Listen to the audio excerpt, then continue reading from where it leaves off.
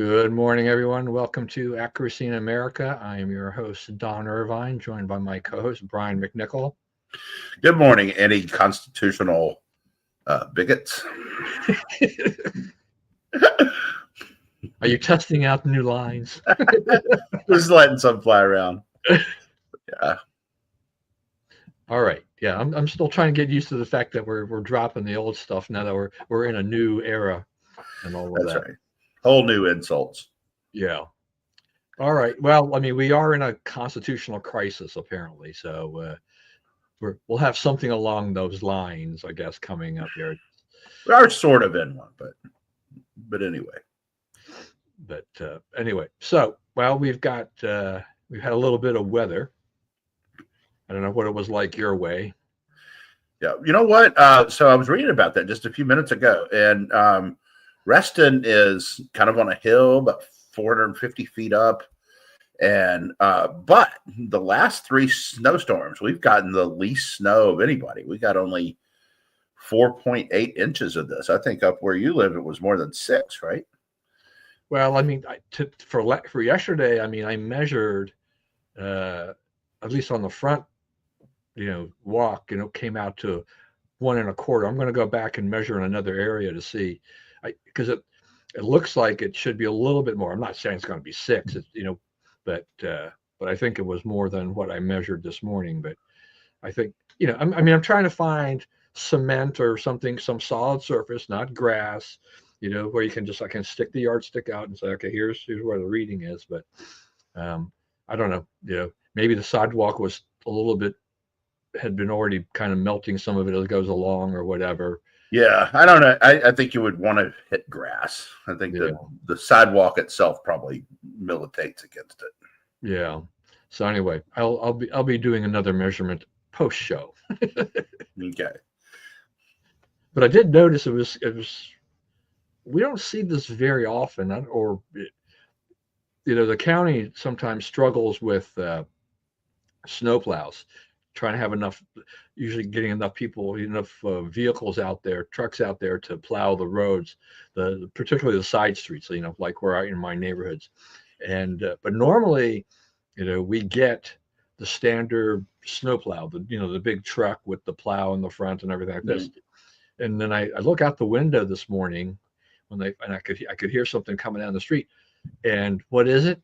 It's a WSSC pickup truck with a plow in front of it. And I'm like, well, okay, so they requisitioned the water people to go out there and plow, stick a plow on their truck or whatever, and plow some neighborhoods too. I'm not quite sure how that works in the county. I don't know if the WSSC is the water utility. Right. I don't know if the county basically pays them back or something like that, I guess, because it's not a county enterprise. I mean, right. It's them and Prince George's, and I think it's under the rubric of the state. Ultimately. Yeah, something like that. So it's a public utility and regulated and everything like that. So it does deliver us, what is that? Kind of the gold level water service that nobody ever voted for. Right.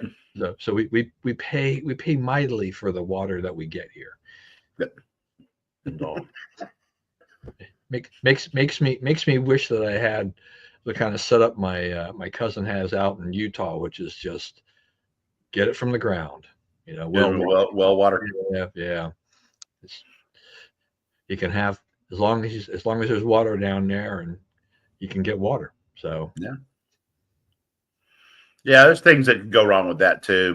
But yeah, and up in Montgomery County, it's like, leftism can work there like it works few other places because, so many people are rich, right? Your leftism does not compromise the biggest industry in town, right? Which is the government and all the people begging the government for money, right? That's basically what we do here in Washington. And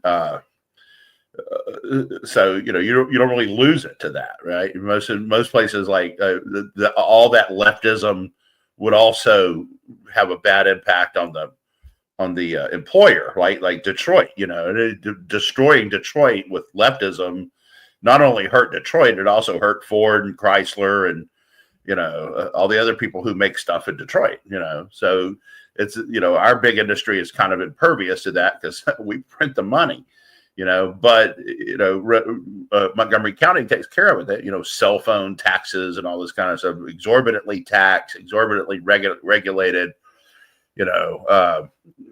top heavy staffing of all government offices, the Montgomery County school system, the fastest growing sector of the workforce is administrators who make more than $120,000 a year, right? Not the classroom. They're not trying to beef up resources for, increasingly, like you have an increasing number of people in parts of the county that, they've been in America for 15 minutes or whatever, right? But we're not doing more for them. We're doing more to have more administrators and more planning and more, non-classroom stuff. Yeah, that's why I started. I think so I advocate. We need a Doge, everywhere. Montgomery you County, definitely need one there. Montgomery County definitely needs one. Yeah, I mean, I know. I think you've brought up this middle management issue before on the county schools, and you're right, because that has just grown. That has exploded. I mean, I'm old enough now. I mean, I was in elementary school back in the 60s, right? And and went through schools, way back when. We did not have what schools have today. I mean, schools have got so many people in their pipeline, not in the schools themselves, and then at the central offices and stuff like that. You just have all these bureaucrats running around, and you're like, so what are they doing exactly? Right. And you're just, I don't know. I mean, this is such a microcosm of our federal government, is just keep adding on to middle management and corporations. I mean, I think this is where you get, Elon Musk, when he took over Twitter, he just decimated, the ranks in essence, but he just basically cut out a lot of people saying, like, do I need all these people? I'm not sure what they're doing here. And let's just get down to the bare bones of employees. So I think, his goal really is to run Twitter, now X, as efficiently as possible, which meant that he didn't need all those people. But, you look at those, the other tech companies and other corporations, is that's part of the problem. And I think that's where, Meta, Facebook, and some of these other guys also started to do things. They have done some cost cutting by letting people go that are kind of in that middle management, because they're just like, I don't know what we're doing with them. And a lot of them grew during COVID, added on a lot of people. And then post-COVID, they're like, I just don't understand why we have to have all these people here. So maybe we are. I mean, but seeing it on a federal government level, seeing what Musk is doing, it definitely is shaking things up, to a large extent. And we'll keep, they're not going to stop until somebody really tries to take them out, I think, at this point. But we can keep talking about that. So we did get a inflation reading this morning for the month of January. So I mean, Trump was only in office the last 10, 11 days of the month or whatever. Right. But it ticked up. It was higher than what the market was predicting or expecting or wanting or whatever. So I know the market opened lower this morning because they look at that, they tie that directly to Federal Reserve and interest rates and future potential cuts. What they don't want to see is an interest rate, an increase coming down the pipeline.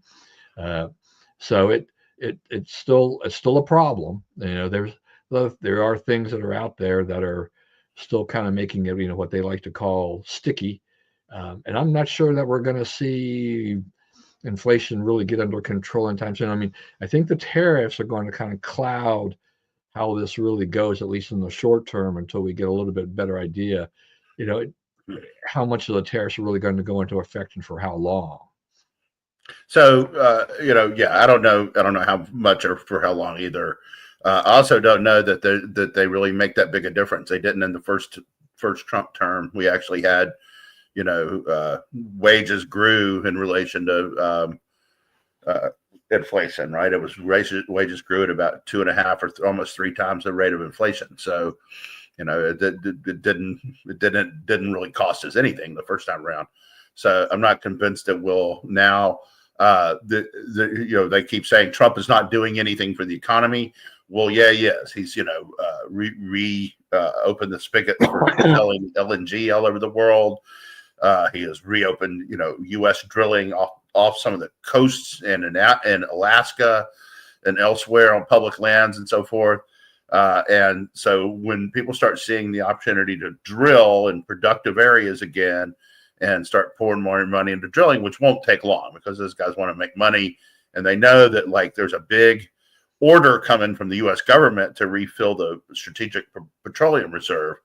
So, which is, it's down to about 6% or so. So, there's some oil is about to get bought by the U.S. The U.S. government to refill that. It will have to, which will start to get the market working, the market energy working in our favor, prices going down, supply going up, and more. That's what we did the first time. He lowered the price of petroleum, which lowered the price of everything else. Which he also fixed the tax code, which they're also working on. So you could depreciate quicker, and corporate rates went down, individual rates went down. People have more money to spend and more incentive to spend it. And that's how we got it under control the first time. And so far as I know, that's what Trump's plan is again, right? His tax legislation is basically to extend the cuts from the first one. Yeah. And I mean, the economy has, truthfully has defied expectations anyway. I mean, even under Biden, in the sense of even when inflation was running extremely high, people were still buying things. Right. Another thing to remember is too, it came out like there was, someone came out yesterday that worked for Biden and said, his economic stats were basically lies and things were much worse than they are. And you see, inflation is up, growth is down. Biden handed Trump a pretty terrible, moribund economy, right? Just by normal standards. And so when they say, "Oh, Trump didn't fix it; it was Biden," it won't. No, that's not going to be the case.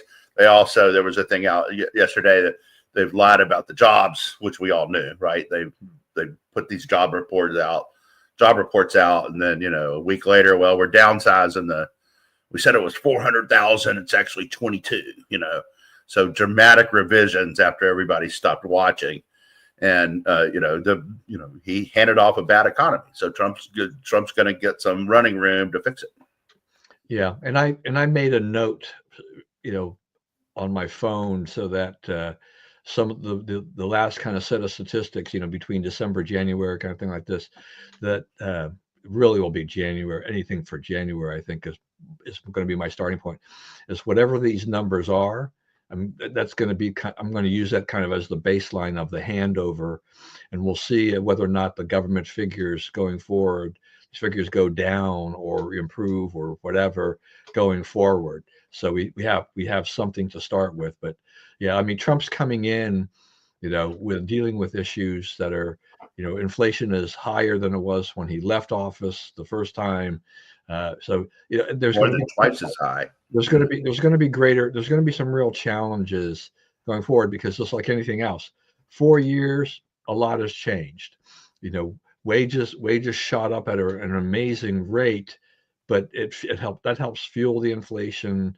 That does a lot of things, and it doesn't stop the left from clamoring for more money and more spending.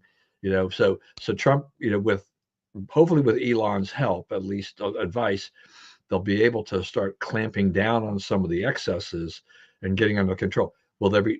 It's always possible there'll be some short-term pain, but we kind of need to do something to get the ship back where we want to do. Right. There was short-term pain to Reagan too. Yeah, and I don't know, whether or not a 2% Federal Reserve target. There's a lot of time spent on that. I don't know if that's the thing that we're really looking at, but we do want to see inflation, get down to a lower level and stay down, and kind of get back. We like to get it back to, and then stay in that area where, it was, before Biden took office. And this will probably mean doing some things that are going to be unpopular, at least in the short term, in order to do that, because things went way out of control under Biden. All that spending, just set up a situation where even though inflation, cooled down, I'm going to say cool down after its big run up, Biden just set up this whole, set of issues that somebody's, for Trump and his people to fix. And there's no rapid fix for that or easy fix to try to do that, because he basically took the genie out of the bottle and it's like, we need to go back and get inflation back under control. There really isn't anything Biden did to get it back under control, technically. Right. So hopefully the Trump team has got some things that they're going to do that will be good for us all in the long run. And you talk about the tax cuts. We'll see how much of these things go through. The breakneck pace at which Trump has thrown out things, policies, executive orders, proposals, whatever you want to call them, has just makes your head spin. But it definitely makes the liberals, because you pointed out last week, he comes out and he does DEI. Liberals get all they're all upset about that, but he moves on while the liberals are still talking about it, right? We're kind of moving along on this continuum, and the liberals are sort of like, they're always like they're a step or two behind. They're fussing about this, and we're moving on to this. I mean, you see the protests by those Democrats trying to get into the Department of Education. Well, it's on the agenda, but we're talking about a few other things right now. And while the Democrats are still trying to figure a way to get inside the DOE buildings, like we're members of Congress. We demand that we get in. Who are you? What's your name? Show me your ID. Yeah. That's right. And meanwhile, they're over there essentially closing the Department of Education. Right. And then they have the building because there's nothing else there. Right. And I guess Maxine Waters then pivoted to the Consumer Finance Protection Bureau, right? The DOE thing wasn't working well for her, so she switched to that. They're trying to find, the Democrats are desperately trying to find something that will resonate, right? Something that will get their side back on track. And this is almost kind of, where the Trump strategy is like, they're doing so much. The Democrats aren't sure what to do, and because they're a step or two behind, they can't get any traction. That's right. They're not getting traction, and they know it, and they it's starting to drive them nuts. But like, which thing do you oppose? And right now, you're caught in this loop with the USAID stuff, because if you say, oh, they shouldn't go in that building, they shouldn't let these young kids go in there and look at all this stuff. Okay. Whatever, these young kids are finding billions of dollars of waste. It's not fraud because it's just what it was supposed to go. Well, first of all, we don't know where it went, right? All we know is it went out the door. We don't know whether it was fraudulently handled on the other side.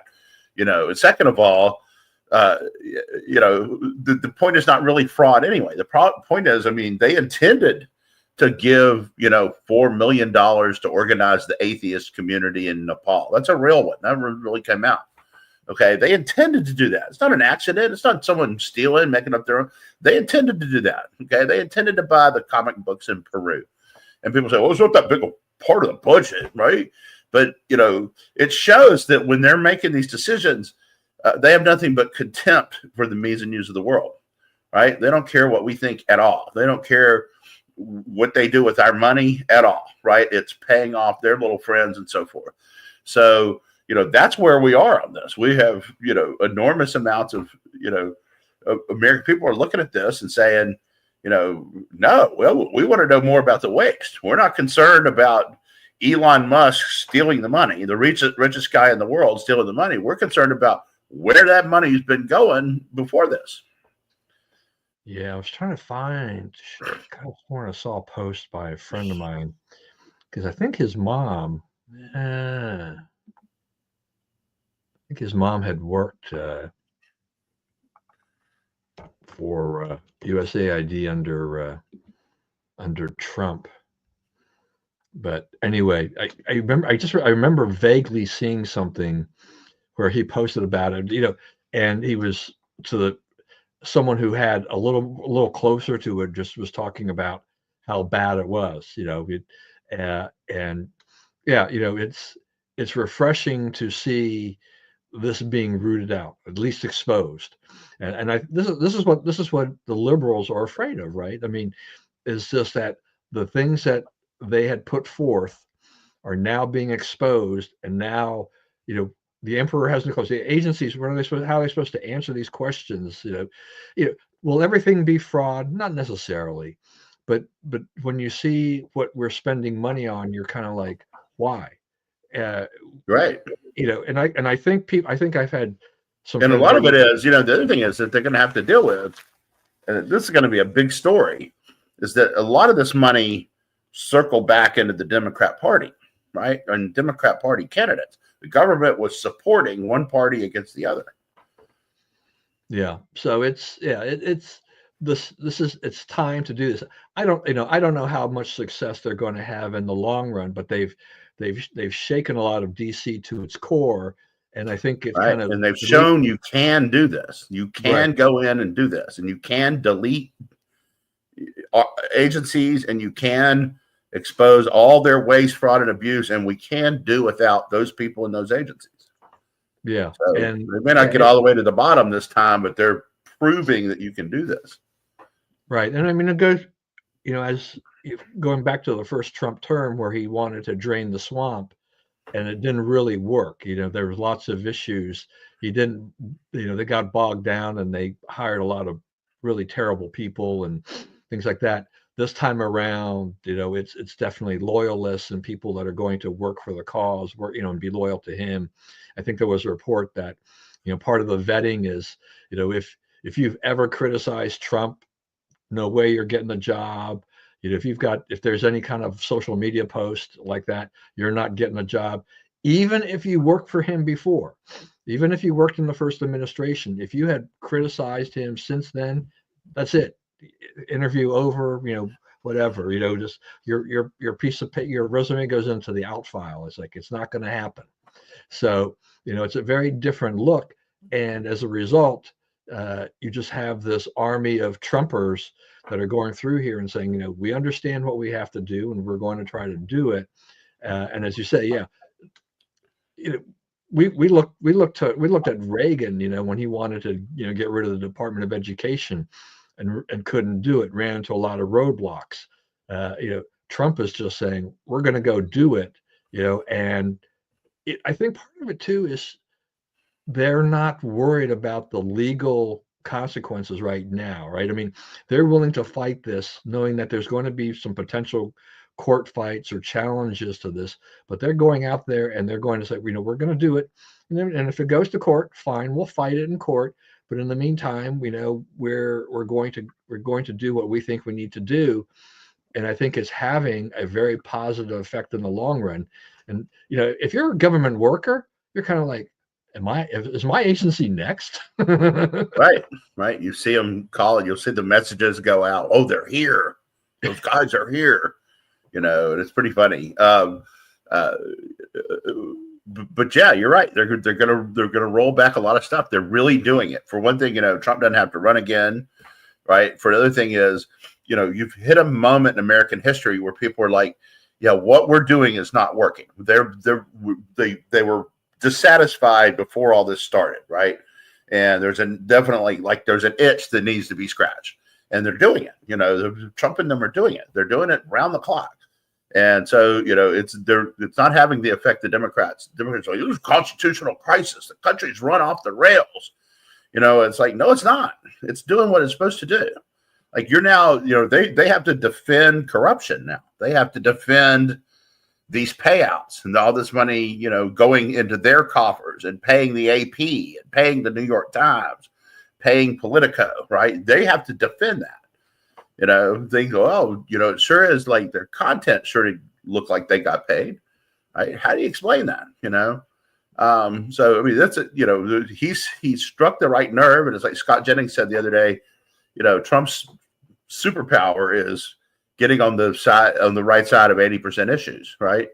He gets 80-20 issues, and he's on the 80 side, and you can't do anything about it. Girls and guys in women's sports, they're all upset about that. Trump did it. It's gone. We're done with that. You talked about DEI earlier. No one talks about that one anymore, right? The circus has moved on to the point that Trump wiped out this entire industry 3 weeks ago, and no one talks about it. It's just gone. Yeah, no, I mean it's been amazing, because I think I mentioned, as we talked about this before, is that once it became clear that Trump was probably going to win, more corporations started backing away from these things, even before the election, and then it accelerated post-election. But you now have some of the biggest corporations in America totally dismantling, their DEI offices and things like that, and getting away from that. There's still there are going to be some holdouts, and there, some are just reducing them or renaming them or whatever. But it's a sea change. It is it's a dramatic sea change in the way corporate America looks at things, and this is the Trump effect, saying like, we are going to play ball. I'm going to give you another example. So we did this research at MRC about what Google did. Google, if you looked up news about Kamala Harris, right, before the election, right? Google, you got a long list of stories about Kamala Harris, all favorable, right?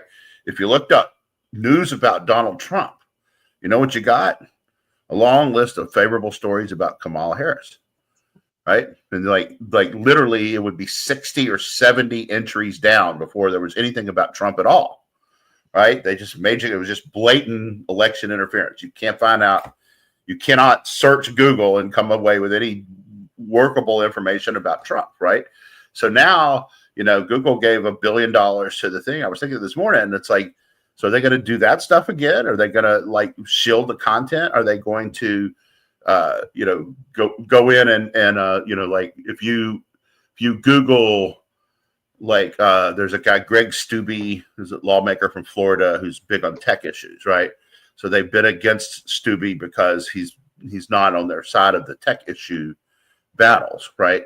So if you looked up, information on him, it came up about his opponents, right? They did everything they could to get him beat, right? So now they're giving Trump $1 million. The guys at the, Peaches at the inauguration, they're all palling around.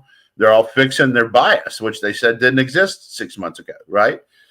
Because, the winds have changed, right? The winds have changed to the point that you cannot be, Google's response to legal stuff was like you were talking about Trump's earlier. They don't really care if they lose, right? They have so much money that, okay, if we lose, we'll pay the fine. We're going to do what we want until they absolutely stop us, and then we'll pay the fine, right? And so, that's kind of where Trump is now. Yeah. I mean, look, I hadn't thought about it until it happened, but because I don't know, when Trump declared the Gulf of America Day, which just cracked me up, and now you have Google Maps, and I think Apple has done the same thing. They've all, for American users, or at least North America, that is now what you see if you look for that. So they've all adjusted, and that's pretty quick. I mean, they've moved on this pretty quickly. Quicker than they went Reagan Airport, that's for sure. Yeah, yeah, right. Yeah, right. No, they would drag their feet on these things normally, but now it's kind of like they can see what's in the air, and they're like, we have to get on board or stay on board, because this is what it's going to be like for the next 4 years, right? At the very least, of this kind of a thing like this. And the other thing is, you're not the lords of the town anymore, right?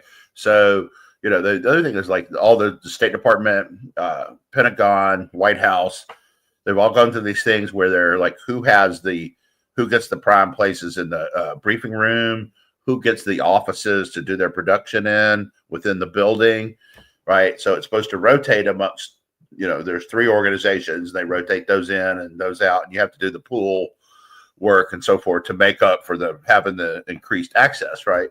So it's always been CNN, CBS, NBC.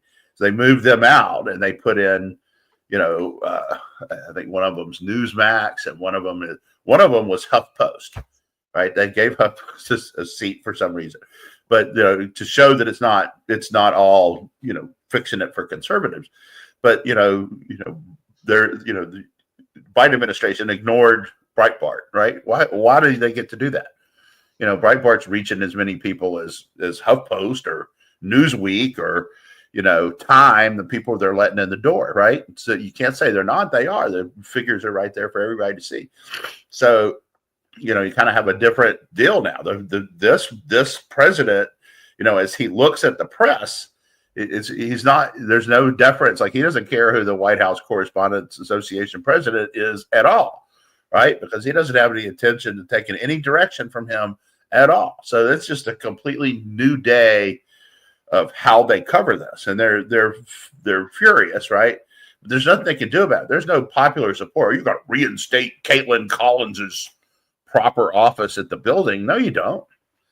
You don't have to do that at all. You don't need them at all anymore. I mean, the entire the equation of media and the force media brings on politics and societal action, right, has completely. Well, it's not completely, but close to eradicated. It's a different day. Yeah, I don't remember. I can't remember what was the question that Trump was asked on the plane, and then Trump looked at the guy and asked him who he was working for, and he said HuffPost, and Trump's like, oh, I thought they were dead. Yeah, that's kind of a stock line. He said that someone asked him about Musk being on the cover of Time, sitting at the Resolute desk. How does that make you feel? He goes, Time magazine's still in business? And it's like, you're not rattling Trump. They keep thinking, oh, we can create this rivalry with him and Musk, and he'll start hating Musk and this and that and the other. He's not going to start hating Musk. That's not what this is at all. Yeah, I think, in light of the fact that the Department of Defense has assigned one of those slots to HuffPo, like, hey, maybe Trump wasn't paying attention that HuffPo's got a slot over there despite not having a defense reporter. They don't cover the Defense Department, basically. But that also brings up that whole thing about where they wanted to open up the White House press briefing room to others, right? To all the influencers media or whatnot. Yeah. So that last figure I had seen was 11,500 applications is what the White House had said they had received for this. Now they're not going to be able to. They're not going to put all 11,500 people in there. I mean, I know that there's some. I think there's some probably lefty influencers and things like that are going to try to get in as well, but there'll be. I don't know what the top limit is in terms of how they're going to do that, but I keep thinking, it's like, I'd like to see the look on the face of, traditional media, I mean, the New York Times, Washington Post guys, things like that, when they see that flood of interest of people to cover, and the fact that they know that this is coming down the pike, that they're going to be sharing that room, that White House briefing room, with people who, make a living, being on TikTok, etc., and providing, news or information. Because a lot of people do get their news, from TikTok and YouTube and whatnot. So X is the number one news source in the world now. It's not even close. So there's things out there for people to do. I mean, it's where new media as such has really supplanted the old media in terms of news gathering and putting things out there and doing it. They're putting it out there in a form that people are willing to watch and listen to and hear. Right. So, which is what these traditional outlets are not doing. So it's interesting to see how that's flipped. But it is one, I think I mentioned last week, it is kind of reminiscent though of, when Sean Spicer ran the briefing room, he had the TV he brought in, and people could ask questions via that screen. He brought them in by video. So he had I think he had like Jim Hoff, or he had other people. Some of our conservative friends and others that couldn't necessarily afford to make the trip to DC, but they could be brought in that way. a totally different look to things. Once Trump was out of office, it reverted back, to normal as such, whatever, and then we had to live with Jen Psaki and Karine Jean-Pierre trying to navigate that, which was another disaster. So it's nice to see things where we get a little more transparency and openness in the White House. And as you had mentioned at one point in time, not this person having to shuffle through a book like, here's my answer. Where's my answer? Right. Right. She just knows. Yeah. Right. Yeah. Competence. It's everywhere in this. Like there's competent people all over this administration.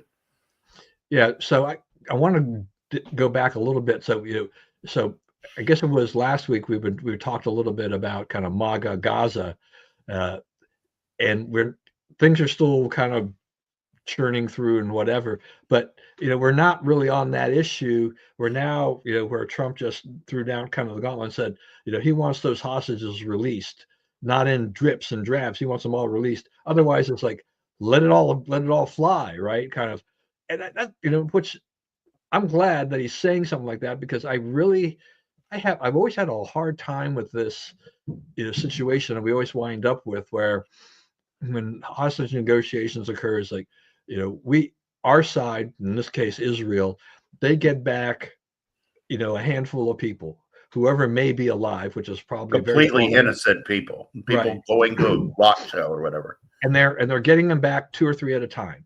But on the other hand, they have to release far more militants back to Hamas, to wreak more havoc. And it always seems to be a one-sided deal. But I'm glad that Trump is basically saying, give us everybody you got left, kind of thing like that. Otherwise, I think, the ceasefire deal is just not worth it. I mean, it's just right.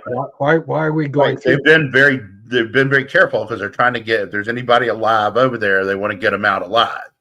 Right. But I mean, these people were laying in tunnels for months, weren't fed once or twice a week. Why are we taking it easy on them? Yeah, it's just horrible what they did. And so, once, the idea that like, you're going to honor this on set by Saturday, or you're not going to be around anymore. I'm completely relaxed about that. Completely relaxed about, the other one that the leftists are on now. Like, Trump's like, no, the people of Gaza cannot go back to Gaza. Right. There's nothing to go to. First of all, there's nothing to go to. Right. It's been leveled, and second of all, you're not going to go back over there and make trouble again. You're not sitting 1 inch out of Israel shooting rockets in Israel anymore. We're stopping that now. And so like, they can all get mad, but in a few months or a few weeks, they'll all be used to it and it won't matter anymore. It's like all this other stuff Trump is doing. Once you see it work a little bit, people are going to back off. Yeah, I mean, I think didn't he even mention aid to Jordan and Saudi Arabia or something like that? He's going to work with whoever takes them, they're going to give them money. Egypt, I guess, was going to take some of them, although they don't really want them. But Jordan has made a pretty generous offer. So I think Jordan will be getting some money today. Yeah, I mean, so yeah, Trump is, he's just, once again, he just kind of changed how these things are done. So it's like, this is going to be the way it needs to be. It's also, we're not building Gaza anymore. Remember last week we were building Gaza, right? Okay, U.S. troops there. Now it's Egypt and Jordan. Right. That's already taken care of, and it was already going to be taken care of. Yeah, I mean, we're going to be the guarantor of it. We're right. going to make the ones to make sure it happens. Yeah. Once again, he puts something out there, gets some response, but then he just basically kind of puts other things in place and then moves on to the next thing. But yeah, I mean, I think Israel deserves to get their hostages back right away. Right. We don't know how many more are left for sure that are still alive, but this dribs and drabs thing is kind of how, I think Hamas continues to string Israel along, because, who in the heck trusts Hamas? Right. What can you trust them for? So, but I just was kind of curious about that. I did have this, I was curious about your thoughts about JD Vance. So he was in France and he gave a speech about artificial intelligence, and there's not going to be any bias in artificial intelligence. Uh, you know, whether or not you want to comment on AI itself, the fact of the matter that we have a vice president who can actually speak, Yeah, and somebody did a mashup of his speech, and Harris talking about AI. And she's like, well, first thing, it's 2 letters, AI. I mean, that's really what she said. It's like you can really see we dodged a bullet there. We really dodged a bullet by not electing her. We would have been in serious trouble. That was she. There are people who, I may be one of them, that were too dumb to be president. She was definitely one of them. Yeah, I mean, it's just hard to think about the fact that what we saw on the campaign trail, just this constant, kind of word salad, just mixed up Ineptitude, no clue what's going on. Even leaving the media somewhat scratching their heads at what she had just said, and to think that she would have been the leader of the free world in essence, and then going around giving speeches, and then hoping to make policy and whatnot, and directing foreign policy through her State Department and whatnot. It's like, this is scary stuff. Yeah, it really was. And so it's such a relief. I think we're seeing what you and I expected, when it comes to foreign policy, is that things are starting to shape up, with Trump in office. I mean, he's laid out some parameters here and said, we're going to do this and do that. He's not finished yet. I mean, he still has to find the right formula there for Ukraine and Russia, but he's already, I think, kind of given some indications about how this probably should go down and should end. Yeah, he's starting to round into form on that one too. Yeah. So I mean, Higgs said this morning that they were not returning to the pre-2021 borders is not realistic. So yeah, and that's hard. I mean, in one sense, it's like, yeah, man, it's like I realize that the whole annexation bit from, what was it, 2014, that's not going to happen. You're not going to get that back. Okay, that's done. For Crimea, but Georgia, it's done. But other things that they've been, as Russia slaughtered, like, Russia. What right did Russia have to go and do all these things? They came in under false pretenses, but to roll it back too far, I think would actually be rather difficult. I don't know how you achieve a peaceful solution by trying to roll it back that far. It's tough. This is not easy. Where you to get Ukraine to say, we're now going to be a smaller country in essence. Yeah.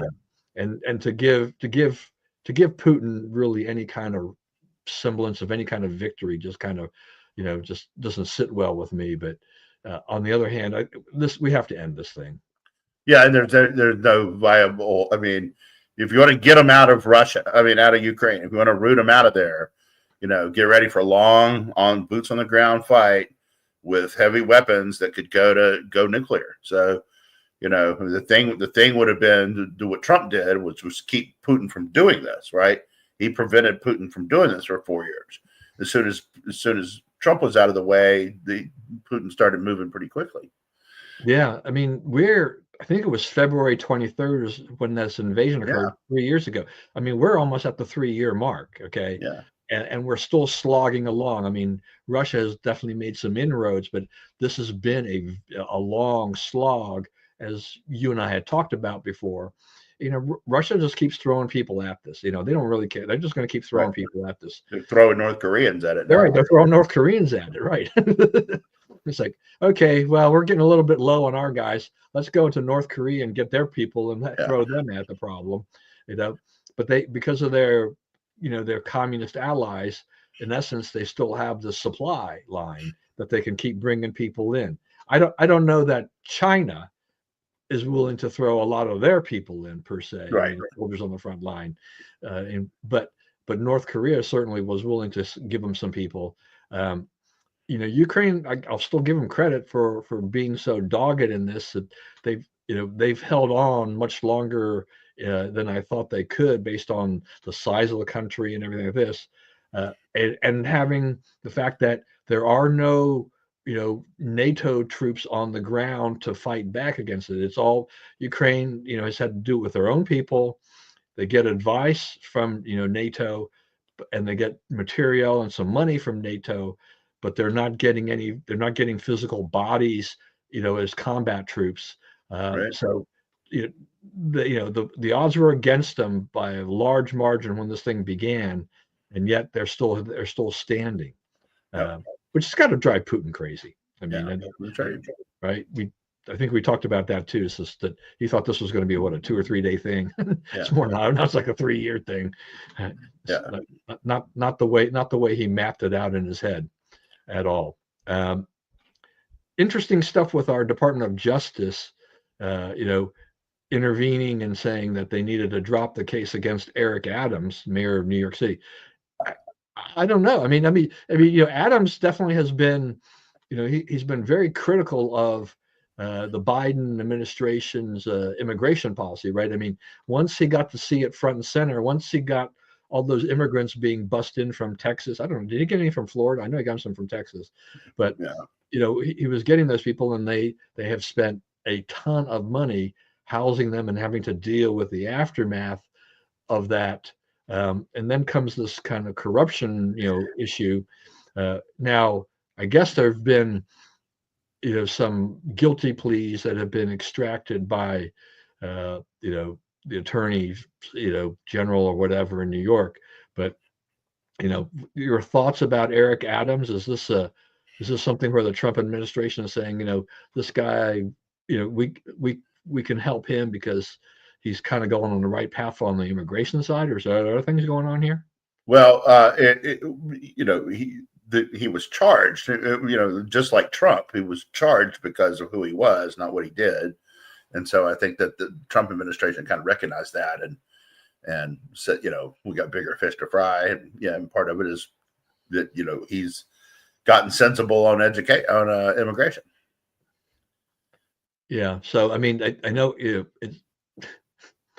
it's, I don't know. I look at it, so Eric Adams is very thankful to Donald Trump.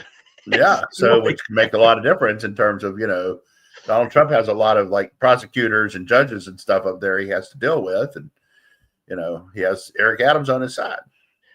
I'll be curious when Adams comes up for re-election, how this part that plays out, that, he had all these charges hanging over his head, and then Trump administration comes in there and says, no more. And so he's going to be able to run for re-election, and how much his opponents, will try to hold against him, and also any ties to Trump, that he may have as a result of this. But,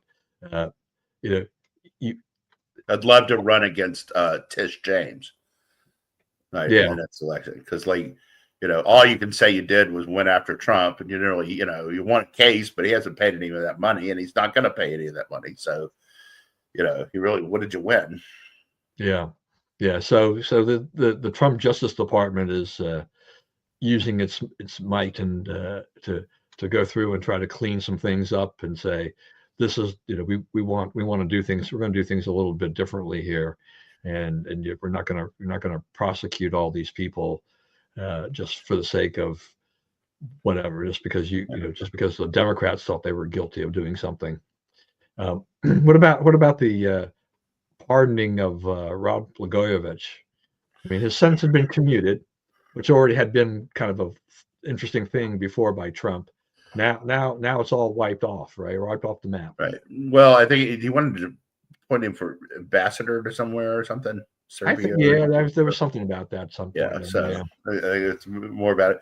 I don't. They were never. I mean, Blagojevich is obviously has some stuff in common with Trump as a politician, right? He's kind of the same populist guy. Has a lot to say. Some of it doesn't always 1,000% add up. So he was trying to sell a Senate seat, and he's probably paid the price for that. It's it's not all that there's not really a lot of victims to that crime. So, Yeah, the media didn't seem to be too outraged at that, though, were they? I mean, no, I mean, he's one of theirs, and yeah, it's kind of so what at this point. Yeah, and he'd been out of office for a long time. He'd been out of office, had the sentence, had it commuted. I mean, so this must have happened in like 08, 09 when Obama was elected president. Yeah, because he was selling Obama's Senate seat, right? Yeah. Yeah. So, but it's kind of old news, and just doing that. It's still, and the stuff that Trump's done is still, of lesser degree than the stuff Biden did on his way out, right? I mean, right. That's right.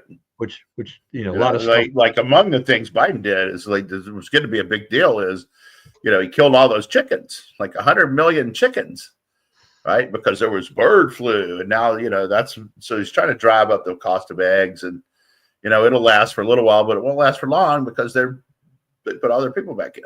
The chickens are rolling again. Yeah, I mean, we've had bird flu for years, and it comes and it goes. The number is what winds up being key in the end in terms of how many you wipe out, because it takes a little while to get the flock back up and the numbers back up, and everything like that. But I have a feeling that this is one of those things that we're gonna face that kind of up and down nature with eggs. Is those 86 cents a dozen eggs that I had back in like 2019. I'm never going to see that again. Well, I mean, I don't know about that. I don't know that, like, once it starts going down, what's the braking mechanism? It's just down to what it costs and what it costs to transport. Yeah, well, I'm just not. I mean, I'm not an agricultural expert. I don't know what the issue is with the bird flu. Why we can't get a better handle of this? This thing keeps coming back, and we can't seem to kind of eradicate it to keep it to a bare minimum. And so they keep politicized, and they keep having to. I mean, look. I mean, I've got. They had articles about they'd found it in chickens here in Montgomery County in backyard flocks. There are a lot of people out here in Montgomery County that are raising chickens in their backyard, but you get bird flu, those chickens they're toast. That's it. They have to kill them to prevent potential spread anywhere else. But it creates this crazy panic mentality among people at this point. It's as I posted yesterday, it's just kind of like eggs become really, really precious, and part of the battle is that you actually got to be able to find them somewhere. Costco is my barometer, because I mean, Costco is our go-to store for like everything, and then Lidl or Aldi or Walmart or then maybe a Giant or a Safeway. It's kind of the order of things for our lives here. And I walk into a Costco and there's not an egg in sight, and I'm like, okay, I don't think I've seen this since the pandemic. Maybe it's this is. Yeah, I bought 30 for $8 the other day at Giant. I'm like, I'm sort of not believing this egg thing at all. Yeah, so I think it just depends upon where you are and things like that. To see how it goes, because other people will report wherever they are. It's like, eggs are like $8 a dozen. It's like, okay, whoa, what kind of eggs are you buying there? Yeah, I mean, exactly. I think that sounds to me more like the price of eggs at like Amazon Fresh, part of the Amazon network of Whole Foods, Amazon thing. You're getting the pricier eggs that way. So I don't know. It's hard unless you have to figure out how to compare the same size and type of egg to each other. Not the brown eggs versus the white eggs, and all these other things. Not the organic eggs, which they always, whatever. All these, they have so many different types of eggs they'll put on a shelf. It's like, make sure you're comparing kind of apples to apples in this sense, when you're doing all of this. Last one, I think here as we close off. And it goes along with Trump on the airplane, which was I watched a little bit of that, which I thought was hilarious. But Trump and Musk in the Oval Office doing Q&A. I'm like, with Musk's kid, Musk's son. I mean, imagine the stories that kid will be able to tell. When I was hanging in the Oval with Trump and my dad. Did the liberal media lose their mind on this one? They totally did. And you know what? If you listen to what he said, it was straight common sense, right? It's like we're finding so much waste that the American people should be embarrassed, right? And like they keep whining about these inspector generals. Why didn't they find this? You know, why did all these inspector generals that Trump fired, they're all mad at it. Why weren't they finding this? Why weren't we hearing about this before? This is huge, MAGA-sized waste, right? You got to get rid of this. You got to make this go away. And American people don't get, they don't get like the excuses for not doing it, you know? All right. I lied. There's one more thing I did want to throw in there because what goes along with waste, which is say goodbye to the penny, maybe.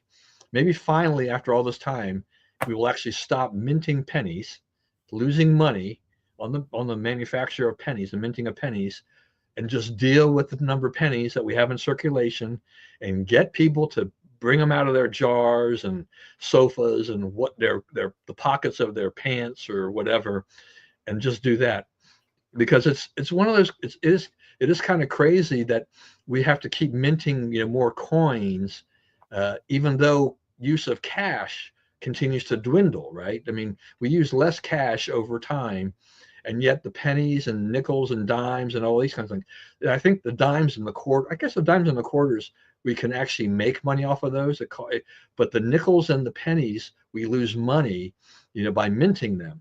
But the penny would, I mean, Barack Obama tried to get rid of the penny. John McCain tried to get rid of the penny.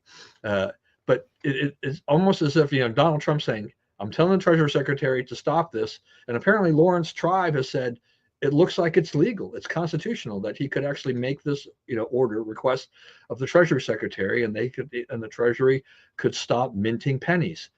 Are you going to lament the fact that there may be no more pennies minted? I'm pro penny. Well, here's the thing about it. It's like, okay, we pay for most stuff electronically, but if something costs 67 cents, what do we do?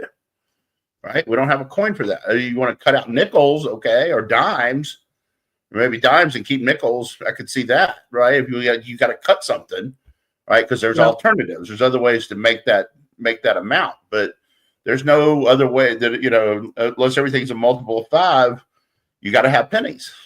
Right. All right. So the counter argument to that is that anytime you run to one of those arguments, because there's maybe an item on the shelf that's taxable, that is a 5 or a 0 or whatever.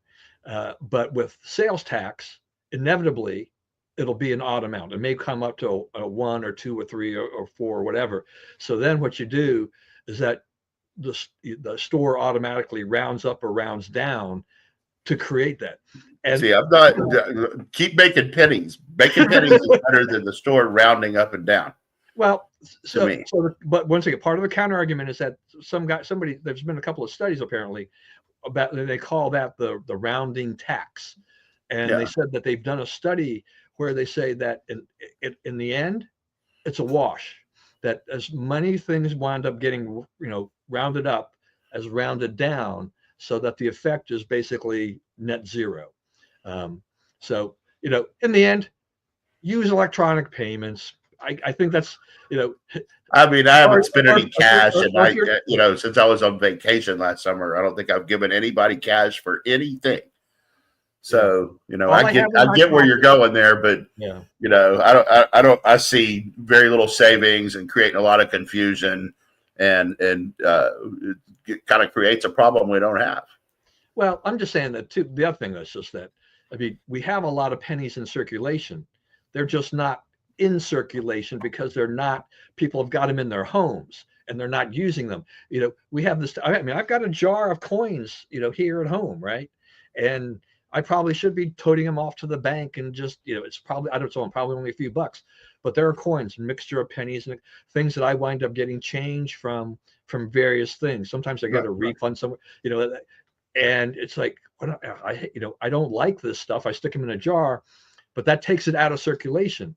So every time I remove that from circulation, it's more coins that the Treasury says we need, because they're getting their requests from the banks. The banks are saying we need more coins in the bank to handle transactions when people cash their paychecks. But then when the people cash their paychecks, those little pennies and nickels, they go in a jar and they spend the dollars, right? Yeah. And then they get change back in pennies and nickels and dimes and quarters, and those go back in a jar. Yeah. So we're on this kind of endless loop. I would like to see actually what happens if we actually just stop doing it, to see how long it would take before we saw some kind of, massive issue with this. Yeah, that's right. They did. I mean, it's amazing if you do stick your coinage in a jar or something like that, and then actually haul it to a bank sometime. It's like, oh wow, there's a lot of money. I mean, that's why the development of Coinstar, right? Those machines. Yeah, they turned them into gift cards and a whole bunch of things, because people didn't want to go to a bank, but they didn't mind paying Coinstar and stuff like that. So anyway, all right, enough of that. Go ahead and give us 30 seconds and do a few things here, and I'll close. Let's see. There wasn't much of a Super Bowl. Musk